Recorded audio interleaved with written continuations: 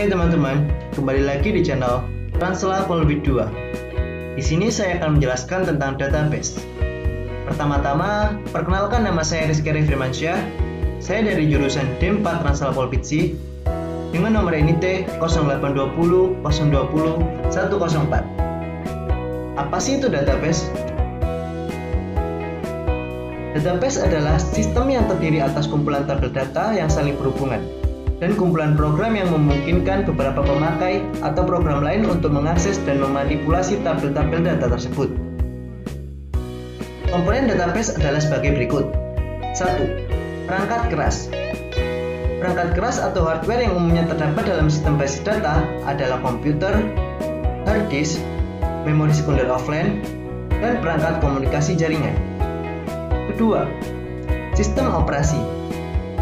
Sistem operasi adalah program yang dirancang untuk mengaktifkan sistem komputer dan mengendalikan seluruh sumber daya yang ada di dalamnya, termasuk operasi-operasi dasar komputer seperti Windows, Unix, dan Linux. Ketiga, basis data. Komponen adalah sekumpulan data yang terorganisir dengan baik sehingga data tersebut mudah disimpan, diakses, dan juga dapat dimanipulasi. Sistem basis data dapat terdiri dari beberapa basis data yang memiliki data masing-masing. Keempat, Database Management System atau DBMS. DBMS atau Database Management System adalah program aplikasi khusus yang dirancang untuk membuat dan juga mengelola database yang tersedia. Sistem ini berisi koleksi data dan set program yang digunakan untuk mengakses database tersebut. DBMS adalah software yang berperan dalam mengelola, menyimpan, dan mengambil data kembali. Adapun mekanisme yang digunakan sebagai pelengkap adalah pengaman data, konsistensi data, dan pengguna data bersama. Contoh dari DBMS adalah Microsoft Access, MySQL, Oracle Database, Sybase, Orlan Interbase, PostgreSQL, dan lain-lain. 5. Pemakai atau user. User adalah salah satu komponen database yang berinteraksi secara langsung dengan database. Ada beberapa tipe user, diantaranya program aplikasi, user mahir, user umum, dan user khusus. 6. Aplikasi atau perangkat lain. Aplikasi ini tergantung kebutuhan. Pemakai basis data bisa dibuatkan program khusus untuk melakukan pengisian, pengubahan, atau pengambilan data yang mudah dalam pemakaiannya. Program tersebut ada yang tersedia langsung dalam DBMS atau dibuat menggunakan aplikasi lain seperti misalnya Visual Basic. Selanjutnya, tingkatan arsitektur basis data. Ada 3 tingkat dalam arsitektur basis data yang bertujuan membedakan cara pandang pemakai terhadap basis data dan cara pembuatan basis data secara fisik. 3 tingkatan arsitektur basis data. Yang pertama adalah tingkat eksternal atau external level. Tingkat eksternal merupakan cara pandang pemakai terhadap basis data. Pada tingkat ini menggambarkan bagian basis data yang relevan bagi seorang pemakai tertentu. Tingkat eksternal terdiri dari sejumlah cara pandang yang berbeda dari sebuah basis data. Masing-masing pemakai mempresentasikan dalam bentuk yang sudah dikenalnya. Cara pandang secara eksternal hanya terbatas pada entitas, atribut, dan hubungan antar entitas relationship yang diperlukan saja. Untuk yang kedua, tingkat konseptual atau conceptual level. Tingkat konseptual merupakan kumpulan cara pandang terhadap basis data. Pada tingkat ini menggambarkan data yang disimpan dalam basis data dan hubungan antara datanya. Hal-hal yang digambarkan dalam tingkat konseptual adalah A. Semua entitas beserta atribut dan hubungannya. B. Batasan data. C. Informasi semantik tentang data. D. Keamanan dan integritas informasi. Semua cara pandang pada tingkat eksternal berupa data yang dibutuhkan oleh pemakai harus sudah tercukup di dalam tingkat konseptual atau dapat diturunkan dari data yang ada. Deskripsi data dari entitas pada tingkat ini hanya terdiri dari jenis data dan besarnya atribut tanpa memperhatikan besarnya penyimpanan dalam ukuran byte. Ketiga, tingkat internal atau internal level. Tingkat internal merupakan perwujudan basis data dalam komputer. Pada tingkat ini menggambarkan bagaimana basis data disimpan secara fisik di dalam peralatan storage yang berkaitan erat dengan tempat penyimpanan atau physical storage. Tingkat internal memperhatikan hal-hal berikut ini. A. alokasi ruang penyimpanan data dan indeks. B. Deskripsi rekor untuk penyimpanan dengan ukuran penyimpanan untuk data elemen. C. Penempatan rekor, pemempatan data, dan teknik encryption. Di bawah ini merupakan contoh gambar tingkatan arsitektur basis data. Kemudian, model-model basis data.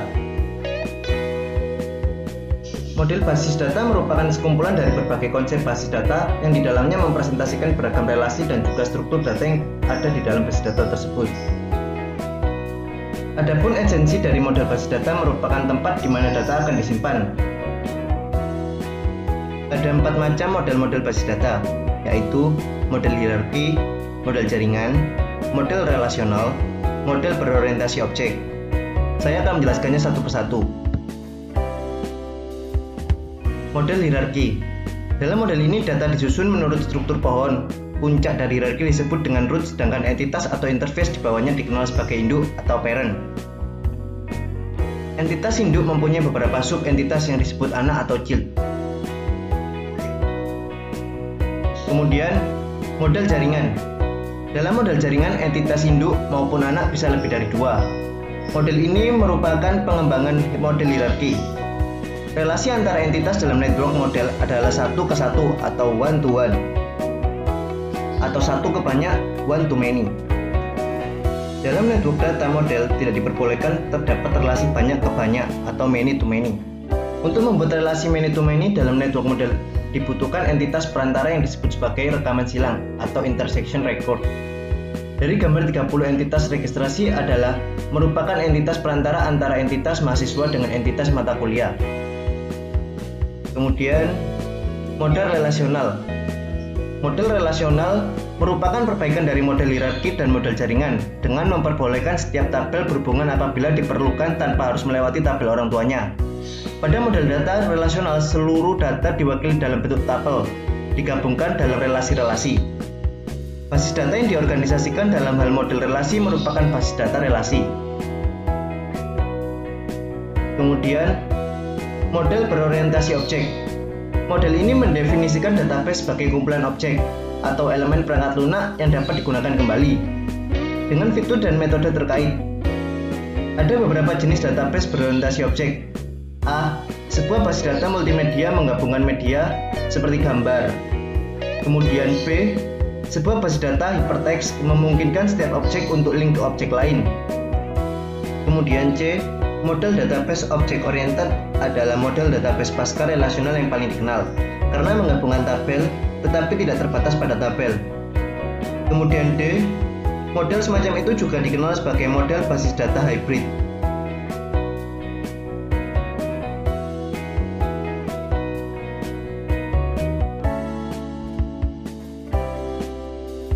Selanjutnya, DBMS. DBMS adalah singkatan dari Database Management System, yaitu sistem pengorganisasian dalam sistem pengolahan database pada komputer. DBMS atau Database Management System ini merupakan perangkat lunak atau software yang dipakai untuk membangun basis data yang berbasis komputerisasi. DBMS atau Database Management System ini juga dapat membantu dalam memelihara serta pengelolaan data dalam jumlah yang besar. Dengan menggunakan DBMS bertujuan agar tidak menimbulkan kekacauan dan dapat dipakai oleh user sesuai dengan kebutuhan. Contoh produk DBMS yaitu Microsoft Access, Oracle, Microsoft SQL Server, Sybase, DB2, Ingress, dan MySQL. Kemudian SQL.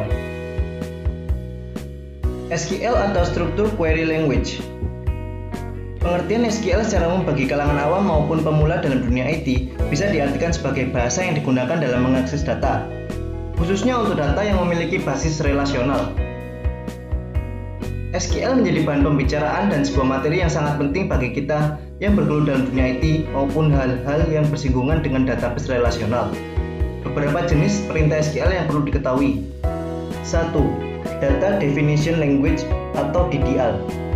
Jenis perintah dasar yang pertama adalah Data Definition Language atau biasa disingkat dengan DDL.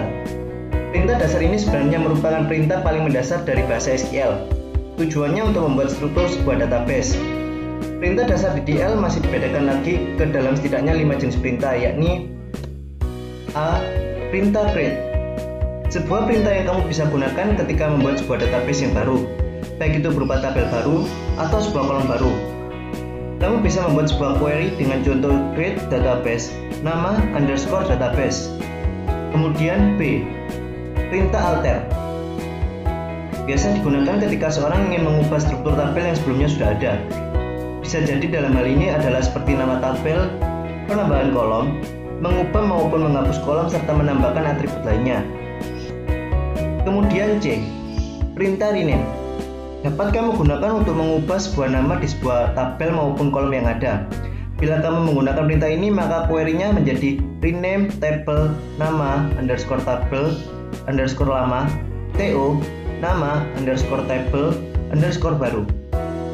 Kemudian D. Perintah drop.